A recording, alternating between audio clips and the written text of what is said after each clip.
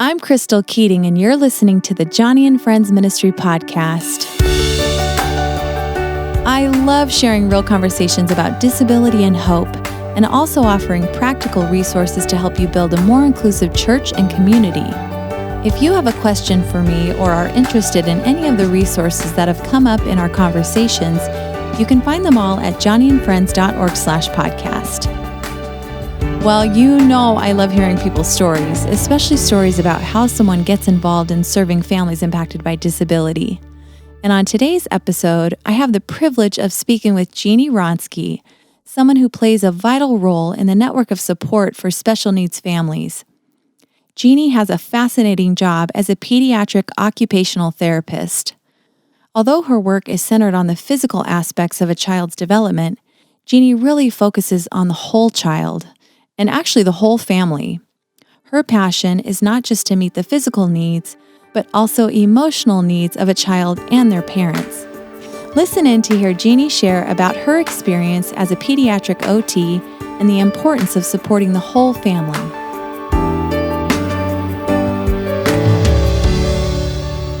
Today, I'm so happy to be speaking with occupational therapist Jeannie Wronski, who has worked with children with special needs for over 35 years.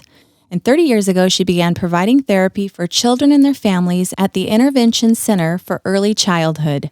Welcome to the podcast, Jeannie. Thank you, Crystal. I'm so happy to be here. It's really a privilege and a pleasure. Well, good. I feel the same.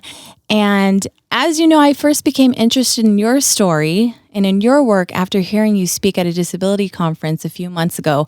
You got my wheels turning. And so it's so great to see you again. Likewise. Well, and one of the things that I'm always interested in learning about is people in general, and especially you, in regards to the history of how a person becomes who they are today. So you're a pediatric occupational therapist or an OT, and I'm curious to know about you and what sparked your interest in studying to become an OT working with children and families. Wow, Crystal. Well, we all have a story, and my story began in elementary school. In my early elementary years, I had a friend, and her name was Margaret. She was smart, she was kind, she was funny, but the other children didn't see her that way. She had a cleft lip, which gave her an unusual appearance, and the classmates made fun of her. I said, "Dear Lord, please help me to accept people for who they are, no matter what their differences." Did you feel a sense of, man, this is God's calling in my life? And if so, how did you discern that? Well, that was just the beginning, and God is so good. He keeps putting these paths, these stones in front of us to say, this is the way, walk in it. And so when I was in junior high, I volunteered to push people in a state facility to church in their wheelchairs. And I met this young gal. She was the same age as I was. She had cerebral palsy, and it took a long time for her to be able to say what she wanted to say. And we would talk about everything junior high girls talk about. We talk about boys, we talk about cheerleading, we talk about all kinds of things. And one day I came into her unit to push her to church, and she wasn't there. And I said, "Where is Kathy?" And they said, "Well, we moved her to another facility. She's not here anymore. But she did say, please give my address to Jeannie so that she can write to me." So I received a letter, and it said, "Hi, Jeannie, this is Kathy. I've moved. How are you doing? I hear you made cheerleading." And just all these fun things that we had in common. And then at the end of this message, it said, "Jeannie, I'm writing this to you on Kathy's behalf. Please keep sending her letters. It does so much for her spirits." Signed, Kathy's occupational therapist. And I went, are you kidding me? Who has a job that does something like this, gets to write letters for people to connect them with what's important? Fast forward to trying to determine what I was going to be when I grew up, right? In college, I was taking all kinds of classes because I was interested in so many things. And my sister said, "Jeannie, what about occupational therapy?" She then became a career counselor, I might add. And I thought, I remember this story of Kathy. I remember how God just touched me. And so I thought, I'm going to volunteer at the Long Beach Veterans Administration in the OT department. And when I walked in there, I went, oh my goodness, this is everything I love. Here are people working with others, a big open clinic. They were doing things, range of motion with their arms on skateboards. They were doing art things. They were connecting. I thought, this is science, psychology, and helping people. This has got to be it. While I'm at school at Long Beach State, if anyone knows that campus, there's a big hill, and there were students swarming up and down this hill like ants. And I was thinking and pondering, God, what do you have for me? And I looked up, and there was a person in a wheelchair, and they obviously needed help. And out of this sea of people, they looked at me and they said, will you help me? And it was this God's Spirit pierced my heart and said, Jeannie, I have called you to work with handicapped people. I knew it. You know that voice of God when it's piercing like that. And so I said, okay, God, if that's what you have for me, then show me the way. And He parted the Red Sea. There weren't many schools that offered occupational therapy, and USC was one of them. My dad was a commercial fisherman. I'm thinking, all right, Lord, we don't have the money for this. It's a prestigious school. I have good grades, but not straight A's. And you know what? God did part the Red Sea. And I ended up going to USC's occupational therapy program. That's awesome. I love how God, throughout your life, starting in elementary school, had these connections for you. You felt a deep sense of compassion and kind of that mama bear feeling like, no, everyone has dignity. We're all made in the image of God. Everyone should be helping one another. So I see that in you. And, you told me a kind of a fun story. You met Johnny at some point during your It was. study? While I was a student. Okay. Well, USC's occupational therapy program was on the grounds of Rancho Los Amigos Hospital. Right, where she did her rehab. And I remember, I heard of her, and also the fact that it was an occupational therapist who taught her to paint with her mouth. Yep. I thought, oh my goodness, again, who gets to do that? What a wonderful thing that is. And I saw her one day while we were at class sitting in the wheelchair outside the hospital in the distance. And I don't know if she was there to speak or to meet with someone, but she just has always been an inspiration to me. And it delights me to know that it was an occupational therapist who was one of the persons who came alongside her in her journey. Right. Johnny's talked about this story many times, but it's worth bringing up again that as Johnny was regaining just some of her desire to do artwork, I think it was the occupational therapist who kind of gave her that oomph to go, because I think what she said to Johnny was, your talent is in your mind, and you haven't lost that. And so remembering it's in your thoughts, it's in your desires, you can play out your creativity in that way. And so it's just that aspect of encouragement that you as an occupational therapist are giving to families and people like Johnny. It's a blessing to be a part of that, of someone's journey. Totally. Well, Jeannie, you primarily work now with infants and toddlers, preschoolers who are diagnosed with some type of disability or learning delay, right? Doing early intervention. Right. I work at a nonprofit clinic called ICEC, or the Intervention Center for Early Childhood. We have a team of professionals in early intervention such as physical therapists, occupational therapists, speech therapists, special ed teachers, and early childhood specialists. We also have a marriage and family therapist and administrative support. We journey with the families, we evaluate the needs of every child that comes in, and we determine what types of therapies they need. Usually, it's a combination of individual and group therapies. You've asked before about early intervention, why it's so important. Right, yeah. And it's so important because our brains are making new connections, especially at this young age, and doing something called plasticity, meaning there's a lot of pliability and plasticity in the brain. when you're really young. We have babies that come to us at just a few weeks of age. They are little ones and so precious. I just love that the center that you work at is so multifaceted, and you're working with so many aspects of the family, and not just you, but you're working in a team. So I know we hear from a lot of OTs, and we also hear from PTs, physical therapists. What's the difference between an occupational therapist and a physical therapist?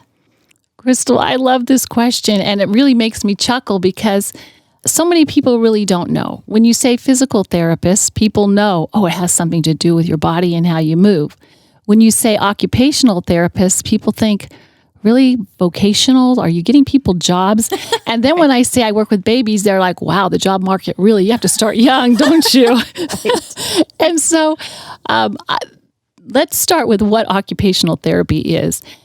It's so amusing to me because though I've been a therapist for so long, there are so many different ways to answer this because it is so diverse. So I'll tell you from the perspective of a pediatric occupational therapist. Well, occupation, the word itself means what occupies your time. And when you're looking at life, babies occupy their time, they're players, and then they become a student. And then you take on the occupation as a worker on through life. So you're looking at what occupies your time during the whole life spectrum. Then within that, there are occupations you do every day, right? You wake up, you get dressed, you eat, then you go, as a child, you may go to the park and play, you might play with toys, and then you come home, you take a bath, you brush your teeth, and then you go to sleep. So occupational therapists are looking at all of these activities of daily living, which we call ADLs, and we are helping children to be able to do those activities of daily living when there may be some challenges due to their disability. So we're looking at the whole person. And it's not just the physical aspects that have taken place. It's also looking at psychologically, emotionally, what's going on with the child. And the families are involved too, because these are little ones, right? So we're working with the child and we're working with the families and we're taking into account how they're feeling about this and what help they need. Now, it's really kind of funny because I asked the physical therapist I work with, knowing that you were going to ask me this question, right? I looked at 3 of them. They were all together at one point. I said, I've got a quick question for you. What's the difference between OT and PT? And they said in unison, gross motor versus fine motor skills. And I just cracked up. I'm like, you guys are so funny. You didn't even have to think twice. You didn't even know what each other was going to say. And you said the same thing. Now I ask all my OT colleagues and we all go, let me see, where do I start? Because occupational therapy is so inclusive of so many aspects of human development. Well, and I think it's such a blessing that families can come to someone like you who's looking at whatever age the child's at, whatever developmental stage they're at, the kinds of challenges that they're facing, and be able to give really specific recommendations and work, not just with the child, but with the parents as well. What's your favorite aspect of working with such young children and families? Well, the children are so cute, obviously. Babies, they're so cute. I have been so blessed. I've journeyed with many families, and we've shared the highs and the lows, the challenges and the victories, the tears and the laughter, all of it that comes with overcoming obstacles and just embracing the fullness of life. I laugh a lot in therapy because kids are so cute and they do the funniest things, and I'm silly right along with them. Is there any aspect of the job that's really difficult for you, either personally or just as an occupational therapist? Working in this profession, there are children that have passed away, and walking through that journey is obviously very challenging. It can be heartbreaking. There was one little guy, his name was Judson, and I can share that because his mom is amazing. He had a degenerative disease, and he went from being a normal little guy to losing his sight, to losing his mobility and all of his voluntary function. And I remember being with this family the night before he passed away, and we were singing all the songs that he loved, like Jesus Loves Me, and his family was rocking him in their arms, and we wept. And yet this mom had such a faith, a deep faith in the Lord. And she, after his passing, wrote this book called Eyes That See. And it tells of his story and her story and their journey of walking this with God and giving hope to other persons who have children with leukodystrophy or any other terminal illness like that. So it has been a privilege. It's a challenge to walk into that place, but also it's been heart expanding to do that as well. I wonder if, can you teach someone to walk through a family in grief? How do you learn that? And I think that would be a really tough aspect of what you do. I think it's one that people oftentimes are not aware of. And obviously, since I've been in the profession for quite some time, it's one that I have walked through a number of times with families. But I think of that scripture that says we grieve, but not like those without hope. Amen. And that is where many of these families are believers, and you see how God is with them in the journey. And I think there's probably not a day that goes by they don't think about that child, but yet life does go on, and they're trusting and leaning into God. And sometimes it reshapes their story from then on out. They have a different purpose that they didn't expect with the story that they have. No, you're ministering to the family on so many levels. And you're not just doing a job, you're really walking with families. And so I'm sure it connects with your own heart. When we think about the families, even the family you mentioned, what are some of the external challenges a child may be facing that are going to hinder their development? Well, some of the things that a child faces that we're very mindful of has to do with our senses. And this is an area, Crystal, that has been so illuminated for me, is this whole idea about how God uses our senses for us to perceive the world. And it's not something we think about all the time. With children, we are looking at how are they perceiving the world. So I say to parents, be a student of your child. See what they're tuned into. People that aren't aware of this might think they just have some behaviors. Well, there's always a reason for behavior. And so if you're tuned into that, you might go, this is the challenge. And there are things we can do about it. By what we do and don't do in the environment, we can change that up.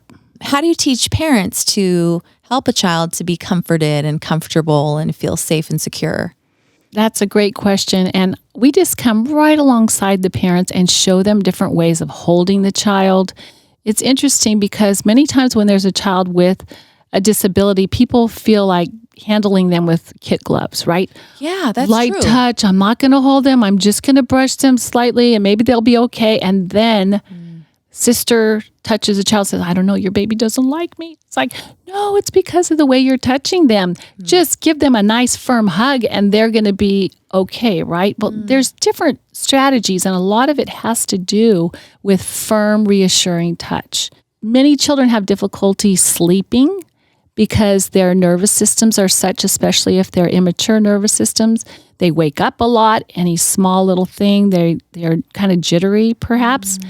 Well, something that occurred quite a while back has been a game changer in the world of occupational therapy.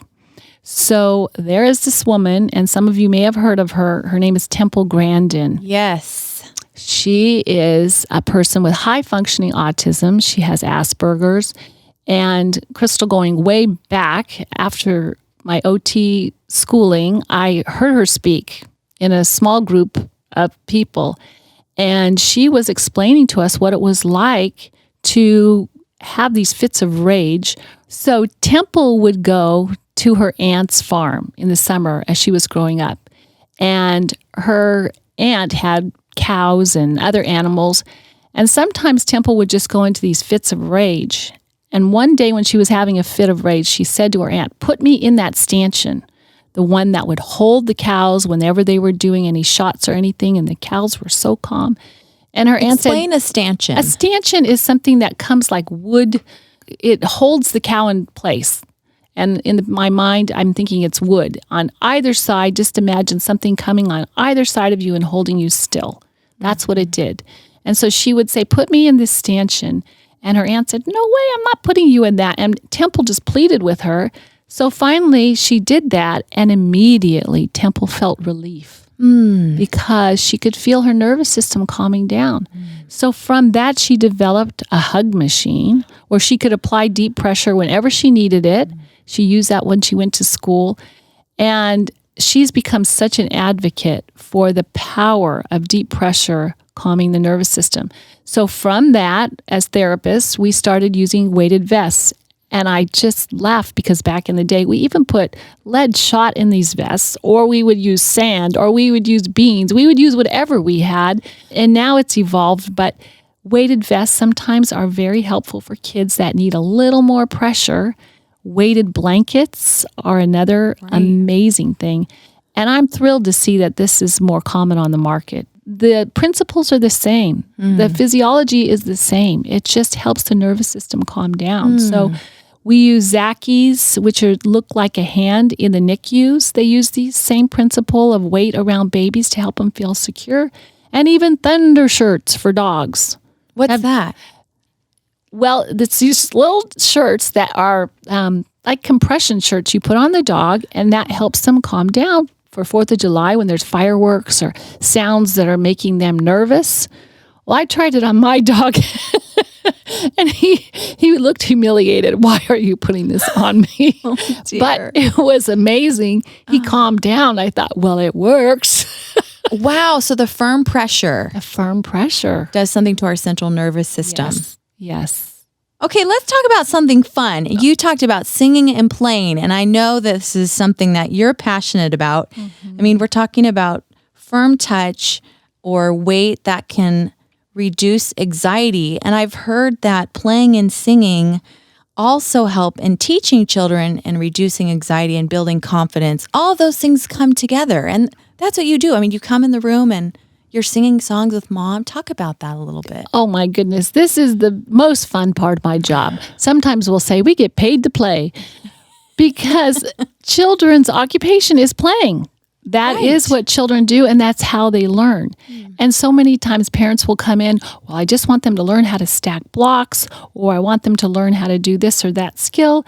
And I'm thinking, this is not skill drills. We're not doing skill drills here. That is not fun. That does not sound like fun. We may have to do repetition of some tasks, but we need to do it in a playful way with a playful spirit and make it fun. And recently, an OT that I work with sent me this, and it says, scientists have recently determined that it takes approximately 400 repetitions to create a new synapse in the brain, unless it's done with play. In which case, it takes 10 to 20 repetitions. Can you believe that? Yes. Isn't that amazing? It's amazing. So why do things in a tedious way? Let's just play and have fun, and we're going to learn it quicker. There you go. It's amazing. That's fabulous. Yeah. You know, as we've been talking, one of the fascinating things that you've expressed to me is the wide variety of people who come through your doors at the center, including some of the cultural diversity that you experience. You know, as we know at Johnny and Friends, we're reaching out to people all over the world, and we hear from people all over the world. And so you are very familiar with cultural differences in a way a family or a community may respond to a child who has disability. I'd like to hear more about how culture affects our view of children with disabilities and kind of some of the things that you've encountered. Well, this is something that I am so fascinated with. We have people from many different cultures that come to our center, people from many different countries, people of different ethnicities. And I always think, I'm not trying to impose my cultural norms on them. I want to hear what's important to them so that I can come alongside of them. And for some cultures, having a child with a disability is a shameful thing. And we had one little guy I'll never forget. His name was Nico, and his mom came from Japan. She was actually a newscaster in Japan. She came here to get help for him. And she just experienced all the coming alongside that we provided with her in the early intervention program, not only with the therapist, but being in a community with other moms is a big deal. Huge. You've got people walking the journey with you. Right. So she went back to Japan and she started a blog while she was here, Sunny Life with Nico. She had it in her mind, I want to change this up. Life is so good. She took pictures on the beach with Nico all the time, and he is just the cutest little guy. So when she got back to Japan, she started a grassroots movement to bring other people together and say, this is my life with my child with Down syndrome. Other parents who had kids with Down syndrome would come and gather. She modeled it after what we were doing. The next thing you know, she's an advocate for World Down Syndrome Day in Japan, making that happen. Not only that, but she knew that there had to be changes in the whole culture, in the laws. So she ran for governor in a province, I'm not sure what you call it in Japan, in Tokyo, and she became governor so that she could start changing the perceptions of shame for having a child with a disability. And I got to tell you, even when I think about that, I think of it like this. I think what she did, it's like this pebble that goes into the Pacific Ocean, and the ripple effect goes all the way across to the shores of Japan. And it started in your center, the kind of love and support she had, being around other moms and parents who were facing some of the same things. Right. Maybe feeling the same things she was, the shame. Right. Yeah. Another recent story, I have a little gal now, and I can share this because I always ask permission. I have a mom, and she's of Indian descent, and she's lived her life in Africa. And she has a little girl who has Down syndrome. And she said, Miss Jeannie, when my little gal was born, I knew right off that she had Down syndrome. But I was waiting for the doctor to give me the blood work, the results of the test. And I was thinking, who am I going to tell, and how am I going to tell people about this? Meanwhile, her father in India learned that he had a granddaughter, and he was so proud. And so he broadcast everywhere, I am now a grandfather, and I have this little girl, and she happens to have Down syndrome. And before she could even decide it, she said, you would not believe the outpouring that came back. People were writing back saying, I never told anyone, but I had a relative with Down syndrome that has been the delight of my life. Someone else would say, I know someone with a disability. It's kind of like the walls of shame are being blown apart and say, you know what? Let's crumble this wall. It doesn't need to be. And now there's a total beginning of acceptance and healing that having a child with special needs is something the world needs. Yes, that is so true. And we're seeing the power of connecting with others who are walking the same road. I think you call it maybe the same journey.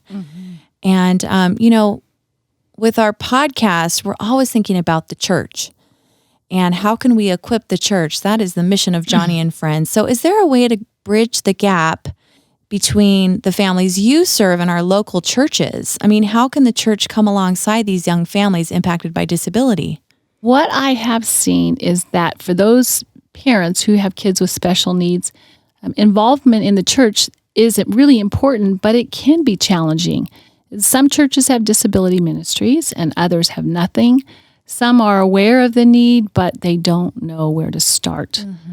So it's been my experience that this happens somewhat organically, getting help in a church for those with special needs.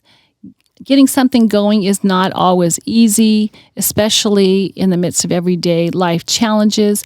But I would say that for those who are looking at trying to help with that, to reach out for others who may be able to help them to come alongside. Well, Jeannie, it's been so fun talking to you, and you just have such a depth of wisdom and understanding for your many years of experience. Even though our time is running out, I have one more question. I'm just curious how working with families who have children with special needs, how has that changed you? And how has it impacted your understanding even of being a Christian? Oh, where to start with that? I feel like walking this journey with all of these children and parents, I've been given a sacred gift, something I never would have imagined. it has been a remarkable journey for me. And even though I've walked in the depths of sorrow, I've also had that matched with the heights of joy. There are others who have experienced the same thing, and that's Jean Vanier, who started L'Arche in France with those who have disabilities, and his idea was, this is not me helping you. This is us living in community together as equals with all the quirks of a family, the ups and downs, the you bug me, but I love you kind of stuff. And then Henry Nouwen, who's written some of the most profound works in contemplative Christian writings, chose to live the latter years of his life in a L'Arche community because he just sensed God's presence in the midst of those with disabilities. In some ways, it's just difficult to put into words how deeply moving it's been for me to be on this journey. And I am so grateful that God called me way back then and set the stones in place. And there are just countless children and families that come to mind. They've left an indelible imprint in my heart. A little piece of my heart has gone with them, and a little piece of their heart has been left with me. I think of Robbie, who had cerebral palsy, with his little tuxedo sitting in his wheelchair at my wedding. I think of Freddie, who sang, "You Are My Sunshine," though he couldn't see. And I think of Josiah, who wouldn't touch anything messy, now holding his hands up with shaving cream, slathered all over, smiling with exuberant confidence. And I'm so grateful that God called me into this world of occupational therapy. And I stand in awe. And I can only say, oh Lord, how great thou art. Amen. How great he is. And I'm so glad he called you, and I'm so glad you said yes. Jeannie, it's such a blessing to speak with you. Thank you again for being on the podcast with us today. Thank you, Crystal.